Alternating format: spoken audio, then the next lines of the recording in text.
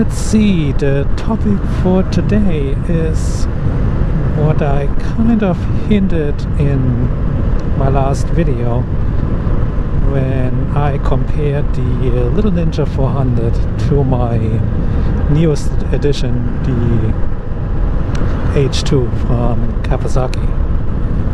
And as I kind of summarized it already, that the V85 seems to be the best all-around bike compared between everything that I have at the moment, including the Can-Am Riker as well. I'd like to go just a little bit deeper so that you guys maybe know or understand from where I'm coming from. And this really all just goes back to what I would call a butt feeling here. Just the way it feels, the way it rides, and the way it seems to be usable. So that said, let's start with the Little Ninja 400. Pretty much what I said in my initial video. It's an absolute blast. It's a fun bike. I love revving it through the rev range, all the way from the bottom to all the way from the top to its 12,500 RPM red line. It's an absolute blast. Makes you feel rowdy every single time you do that. It's obviously very light, very nimble. Not the most comfortable bike, obviously, being a sport bike, but overall, obviously, for what it is, a lot of fun. And if you're in the mood for twisties or just be rowdy, you can do that without constantly breaking the speed limit and going to jail territory. And I think that's really what the charm of that bike is for me, is that I can just hop on and just be rowdy, just be a kid again, basically. Switching over to the other side of the spectrum, and we have the H2. And the H2, I called it initially the Hellcat on two wheels, but the more I'm driving it, the more I can see how it corrupts me, and how you... Oops, somebody's having a nice fire there. How it corrupts you, and how the power is so intoxicating, and it takes literally nothing but a short twist on the throttle. And let's say you go 50, 60 miles an hour and you just twist that throttle the wrong way just for a few seconds and you're already at 100 plus miles an hour. Effortless, absolute effortless, and it's very addictive. And as I said yesterday, I think bikes like this shouldn't even be made, or shouldn't be even allowed to be made, because oops, deer, wow. Well, good thing I am not being rowdy right now, but just driving leisurely through the countryside. In any case, so yes, I compared it yesterday, the engine, to being weapons grade, and I totally stand behind this. I mean, this engine is just absolute bonkers, and I absolutely love it. There's no doubt in my mind it is intoxicating, it is addicting, and like I said before, it makes me a kid every single time I go on there. That all said, obviously you have to be able to how do I say this, you have to be able to moderate yourself, and you have to know when to stop, and you probably have seen in my videos, obviously I do twist the throttle and we are going to triple digits, but it's only for a few seconds. I'm definitely not doing this on an ongoing basis, because it's just way bonkers, and especially here in the countryside where the roads are already not that smooth in the first place and lots of bumps.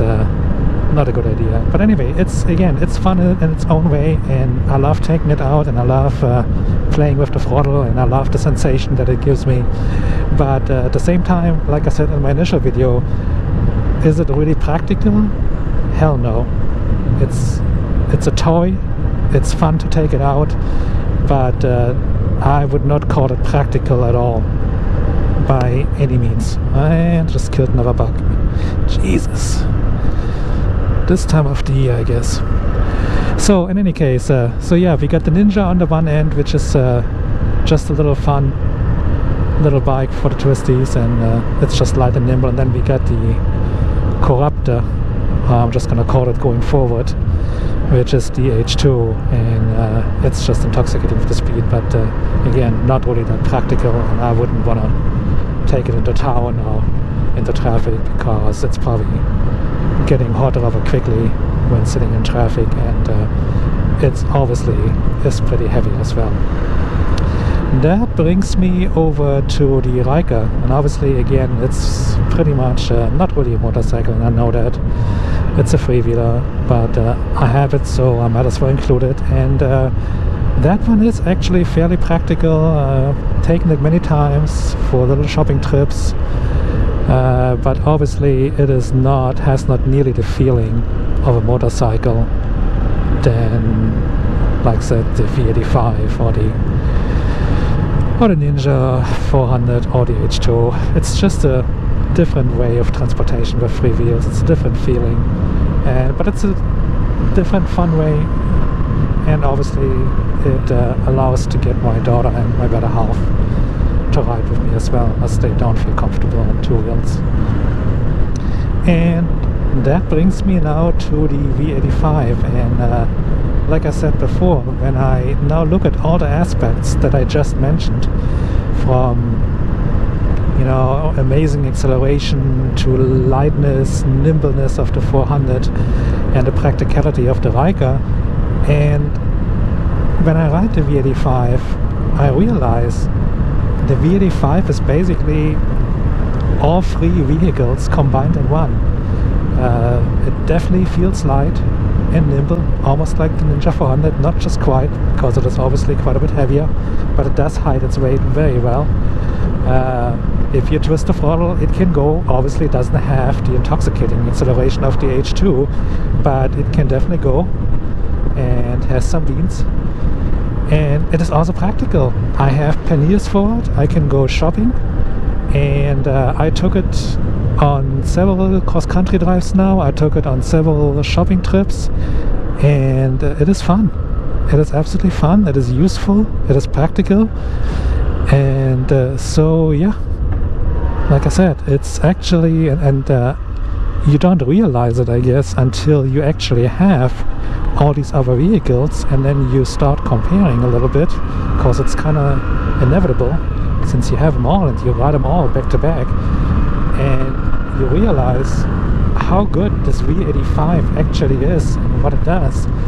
And if you now take into consideration that not only is it a good all-around bike for the road, for touring, for travel, but it can obviously also go off-road. Now, I'll be the first one to admit it is not a hardcore off-road machine by any means of stretch. I personally think it is just too heavy for that. If I really wanted to go seriously off-road, my weapon of choice would be either the Honda CFL 300 or the 300 Rally, or the Kawasaki, I believe it's the KLX 300. I believe Ryan F9, he did a pretty good review of most everything that's in that size, even though it was like a year or two ago, but it was pretty interesting, and he pitted the CFL 300 against the KLR and I believe a KTM, and he liked the KLR from Kawasaki the best. But in any case, so yes, not only is the V85 a awesome and amazing Swiss Army knife when it comes to on-road stuff, but you can definitely take it onto gravel roads, as I have been doing it many times. Heck, I live on a gravel road, and it's perfect for that, and it feels so much more stable than all my other bikes. And yeah, obviously I got my little practice adventure course where I kind of took it up the hill, down the hill, around my little pond, and had a little jump there where I went over. And again, you can definitely feel the weight of the bike at that point, but overall it can handle it, it can do it, it can definitely do light off-road duty. And there's also obviously plenty of videos out there on YouTube showing people much more skilled than I am taking it off-road and taking it for the wilderness. So that said, it is truly what I would call a Swiss Army knife. I mean, it can do it all within reason, and having all these other vehicles made me really realize how good of a bike it is. And I can only say heads up to Moto Guzzi, because this thing is just amazing, absolute amazing. And you know, from the low-end grunt to the way the engine operates, the way the engine makes you feel, this old-school feel, the simpleness of the air-cooled engine that should come with fairly good reliability as well, hopefully. So yeah, I'm just very pleased that I kind of stumbled over it. And I don't think I ever told the story actually. The way I've gotten onto this bike is I was literally just shopping in my candy stores, aka power sports dealers, and I saw it, and I just liked the way it looked with the double headlights, which kind of reminded me on the Triumph Triple Speed, which I saw the first time I believe in these Tom Cruise movies, Mission Impossible. And I always thought this setup with the double headlights looked really amazing. And so yeah, I saw it and it looked amazing, and it was literally what you would call an impulse purchase. And the rest is pretty much history. Obviously, I started test driving it, and I liked the way it drove, and I liked the way it felt, and test drove the 2020, then test drove the 2021, and then obviously Jason turned me onto the travel model that I'm having now. And no regrets, absolutely no regrets. And while it's fun to ride the other bikes, and while it's fun to have variety for usability and for just plain fun and practicality, this thing is just hard to beat, absolute hard to beat. And so yeah, I'm really happy with my purchase, and I hope there will be many miles with smiles to come. That's interesting.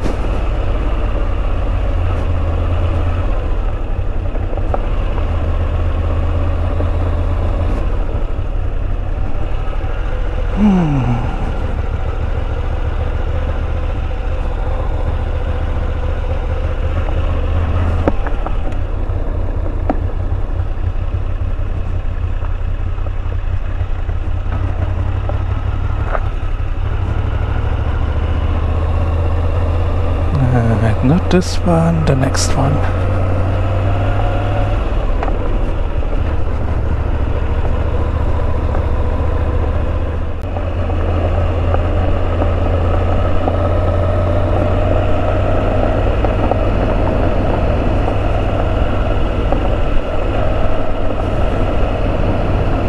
So just speaking of, and to prove a point, these are the kind of roads you encounter quite a bit here in the country where I'm living, and this is obviously an absolute no-go for the H2 and for the little Ninja. And so that's kind of what I meant by V85 kind of can do it all, and this stuff is no problem at all.